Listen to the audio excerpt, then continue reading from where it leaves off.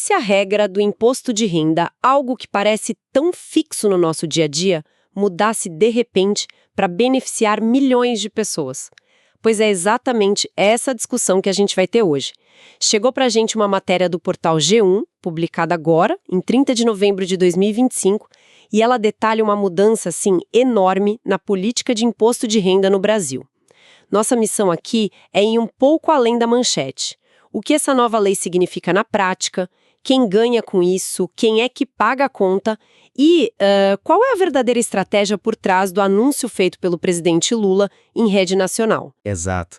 E o ponto de partida é entender que isso vai muito além de uma simples, correção técnica na tabela do IR. O que a gente tem na mesa é uma medida com um apelo político e econômico assim gigantesco. Ela está sendo vendida pelo governo como um ato de justiça tributária. Então vamos olhar para duas coisas aqui. Primeiro, os números em si, o impacto real no bolso, mas talvez o mais importante seja a história que o governo está contando por trás desses números. Perfeito. Então vamos direto ao que interessa. O que muda de fato para quem paga imposto? A reportagem do G1 diz que o ponto central é a ampliação da faixa de isenção. Agora quem ganha até R$ 5.000 por mês não vai mais pagar o imposto. É isso mesmo? Exatamente isso. E esse valor de R$ 5.000 é bem simbólico, né? Ele atinge uma faixa enorme da população que até então via uma parte do salário ser retida na fonte todo mês. Mas a mudança não para aí, não. Tem mais coisa. Sim. A lei também criou um mecanismo de desconto adicional que foi pensado para quem ganha um pouquinho mais que isso. O G1 menciona que contribuintes com renda de até R$ 7.350 mensais também terão um novo tipo de desconto, o que na prática alivia a carga tributária para uma fatia ainda maior da população. Entendi a mudança. Mas o impacto no bolso não é imediato, certo? A partir de quando, na prática, as pessoas vão sentir essa diferença na folha de pagamento? Ótima pergunta. O G1 deixa bem claro que as novas regras entram em vigor a partir do ano calendário de 2026. Isso significa que o alívio no imposto retido na fonte, aquele desconto mensal no salário, já começa em janeiro de 2026. O grande impacto, no entanto, vai ser percebido na declaração de ajuste anual, aquela que o pessoal entrega em 2027. E colocar isso em perspectiva histórica ajuda a gente a entender o tamanho da medida. A defasagem da tabela do imposto de renda é uma queixa antiga no Brasil, não é? Antiquíssima. E esse é um ponto fundamental. Por anos, a tabela não foi corrigida pela inflação. E, na prática, isso funciona como um aumento de imposto disfarçado, sabe? Como assim? Seu salário sobe para acompanhar os preços. Mas como a tabela não muda, você acaba caindo numa faixa de tributação mais alta, mesmo sem ter um ganho real de poder de compra. O que essa medida faz é, de certa forma, tentar tirar de uma só vez um atraso de anos. E isso explica por que o salto na isenção é tão significativo. Um detalhe na matéria que me saltou aos olhos foi a forma como essa lei foi aprovada no Congresso. Por unanimidade. Tanto na Câmara quanto no Senado.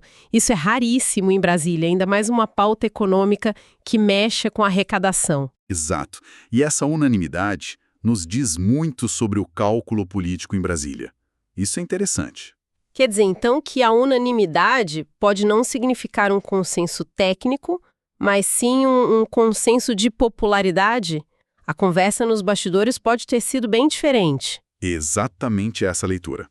Nenhum parlamentar quis arcar com o custo político de ser o voto contra, uma medida que coloca mais dinheiro no bolso de milhões de eleitores, especialmente da classe média.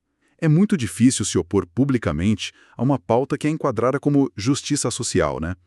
Mesmo que existam questionamentos técnicos ou sobre o impacto fiscal sendo debatidos a portas fechadas. Certo. O que nos leva à pergunta de R$ 1 trilhão, ou melhor, de bilhões de reais. Toda isenção tem um custo, gera uma perda de arrecadação. De onde o governo vai tirar o dinheiro para compensar isso? Pois é. E a matéria do G1 cita diretamente o presidente Lula, dizendo que a conta será paga por 0,1% da população brasileira. Uma afirmação bem forte. Fortíssima.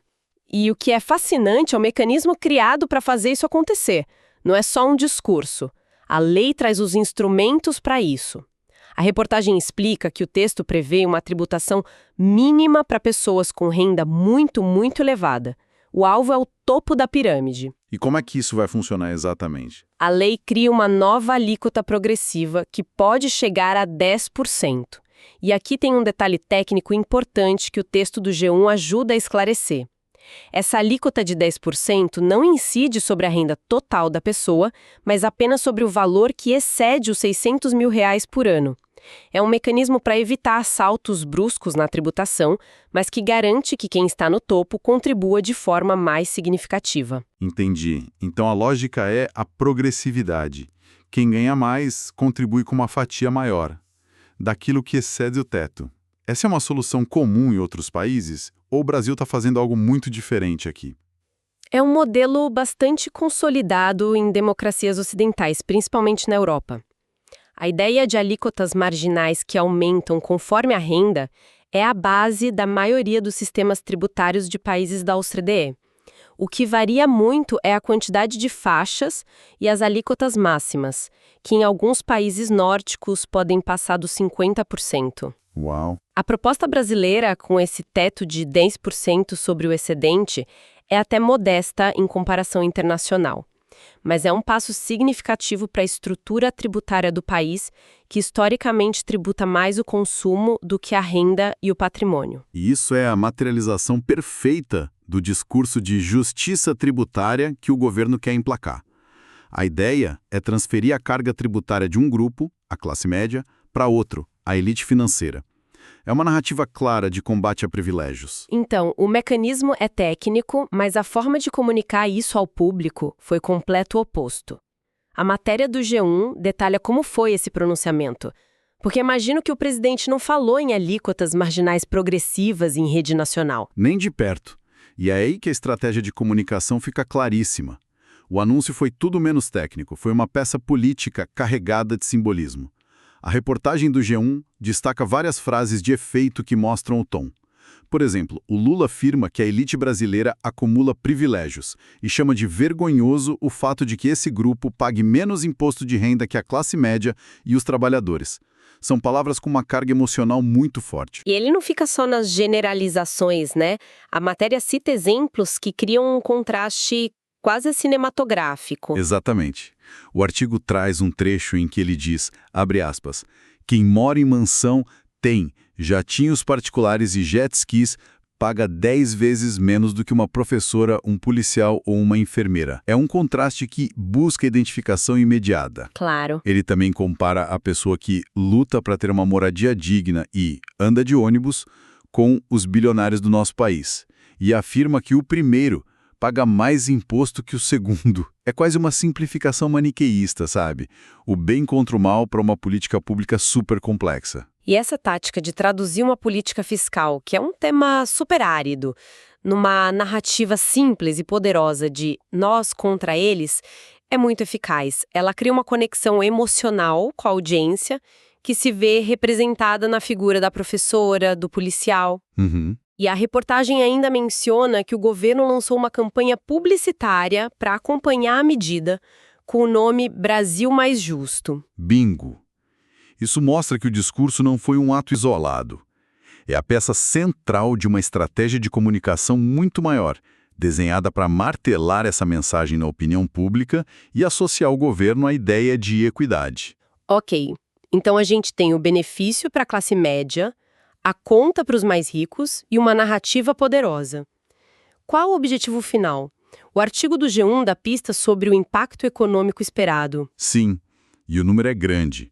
A Receita Federal, segundo a matéria, calcula que essas mudanças devem injetar 28 bilhões de reais na economia do país já em 2026. 28 bilhões. É muito dinheiro. E imagino que o destino desse dinheiro seja bem diferente do que se ele ficasse nas mãos de quem está no topo da pirâmide, certo? Precisamente. E aqui a gente tem um conceito econômico clássico em ação, a propensão marginal a consumir. Famílias com renda menor, como as que estão na faixa de até R$5 mil, tendem a gastar quase toda a renda extra que recebem. Esse dinheiro vai para o supermercado, para a loja de roupas, para o conserto da casa, para pagar dívidas. Ele não fica parado. Não vira poupança de longo prazo. Sei. Isso gera um efeito multiplicador na economia. Cada real a mais no bolso de um trabalhador vira receita para o comércio local, que por sua vez paga salários. É uma corrente. A aposta do governo é na velocidade e na capilaridade desse ciclo para aquecer a economia. Mas e o risco? Injetar 28 bilhões assim na economia não pode gerar pressão inflacionária? Ou o governo aposta que o aumento da arrecadação no topo vai neutralizar esse efeito no balanço fiscal? Essa é a grande questão que o anúncio inicial não aprofunda. A aposta do governo é que o efeito líquido será positivo. A arrecadação com a nova alíquota para altas rendas foi calculada para, em tese, cobrir a perda com a isenção, tornando a medida fiscalmente neutra. A injeção na economia viria da redistribuição. Entendi. O risco, claro, é duplo.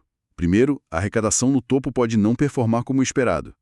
E segundo, mesmo sendo fiscalmente neutra, a realocação de renda para o consumo pode sim pressionar a inflação de certos produtos e serviços se a oferta não responder na mesma velocidade. É um equilíbrio bem delicado. E isso nos leva à dimensão política de tudo isso. O artigo do G1 é bem direto, né? Diz que a medida cumpre uma promessa de campanha de Lula e que é vista internamente como um trunfo para a eleição de 2026. O timing é tudo na política. Entregar uma promessa tão popular no ano da eleição é uma jogada de manual. Mas é impossível não ver essa medida também como um capítulo da longa novela da reforma tributária no Brasil.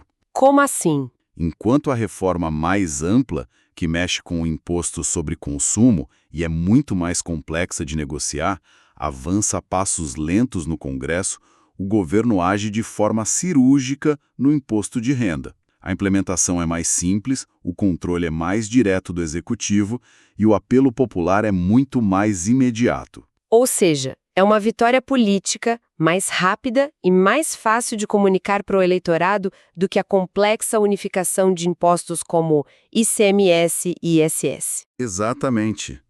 A medida tem esse duplo objetivo muito claro. O primeiro é econômico: estimular o consumo e gerar uma sensação de bem-estar. O segundo, e talvez mais importante, é político: fortalecer a imagem do presidente junto à sua base e aos eleitores indecisos, posicionando-o como defensor dos trabalhadores contra a elite num momento absolutamente estratégico. É uma jogada que amarra a economia e a política de forma muito coesa, bem no início do ciclo eleitoral. Então, fazendo um balanço da nossa análise, a gente partiu de uma mudança aparentemente simples na tabela do imposto de renda, isentando quem ganha até R$5 mil. Mas ao mergulhar nos detalhes da matéria, vimos que a operação é muito mais complexa. Ela é financiada por uma nova taxação sobre rendas altíssimas, embalada por uma narrativa política fortíssima de justiça social e com um timing que parece milimetricamente calculado para as eleições de 2026. É uma peça que se encaixa tanto na estratégia econômica de curto prazo quanto no tabuleiro político de longo prazo. Perfeito. A matéria do G1 nos dá uma visão muito completa da perspectiva do governo, da mecânica da lei e de como ela está sendo vendida ao público. E isso, por sua vez, nos deixa com uma pergunta fundamental para o futuro, algo que a notícia, por focar no anúncio, ainda não explora. A questão é: qual será a reação e, principalmente, quais serão os argumentos daquele 0,1% da população que será mais tributado? A partir de agora, a gente deve começar a ver debates sobre temas como a possibilidade de invasão de capital, o impacto dessa taxação nos grandes investimentos, ou mesmo questionamentos sobre a eficiência do Estado em usar esse novo recurso. A implementação da lei em 2026 certamente vai trazer esses outros lados da história à tona, e vai ser fascinante acompanhar como esse debate vai se desenrolar na arena pública.